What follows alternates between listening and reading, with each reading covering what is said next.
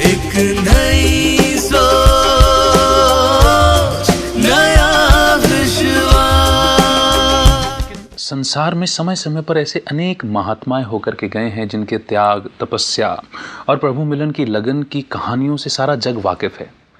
तो एक प्रश्न जहन में जो घूम रहा है वो ये कि परमात्मा ने ब्रह्मा बाबा को ही क्यों चुना?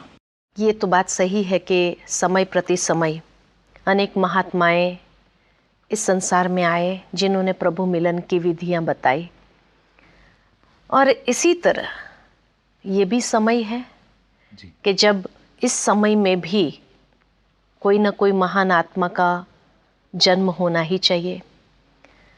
क्योंकि वैसे अगर देखा जाए तो भगवान किसी का भी तन चुनते थे जी।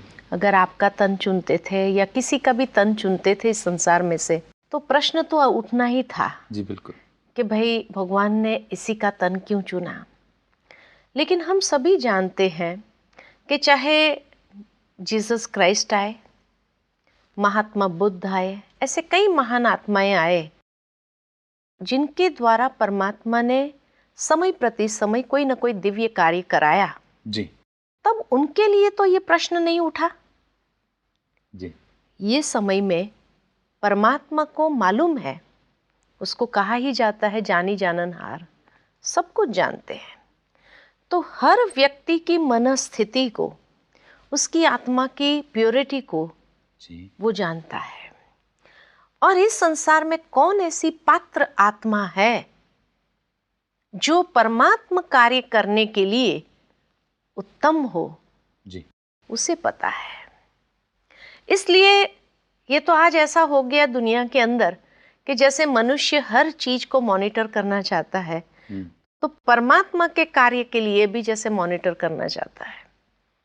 वास्तव में भगवान को पता है कि उसको किस तन की आवश्यकता है और किस तरह से उसे इस संसार के अंदर अधर्म का नाश और सत धर्म की पुनर्स्थापना करानी है जी।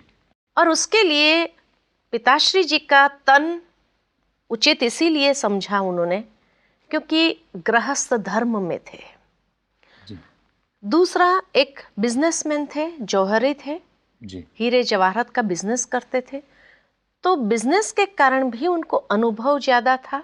गृहस्थ धर्म में होने कारण गृहस्थ जीवन की क्या प्रॉब्लम्स होती है उसका भी अनुभव था जी। तो ये सारा अनुभव होने के कारण वो शायद संसार को अच्छी दिशा दे सकते थे अपने अनुभव के माध्यम से भी। जी। दूसरा के एक जौहरी के पास अथाह धन था।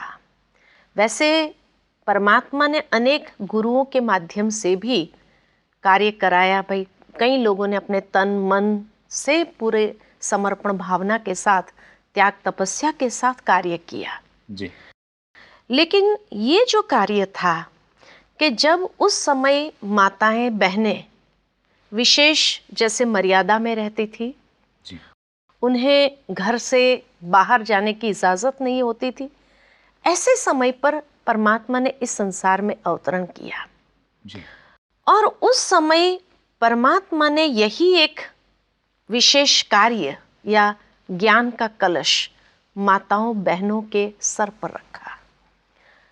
यही एक संकल्पना थी ब्रह्मा बाबा की भी कि अगर माताएं बहनें आगे आएंगी तो शायद समाज का उद्धार हो सकता है। क्यों?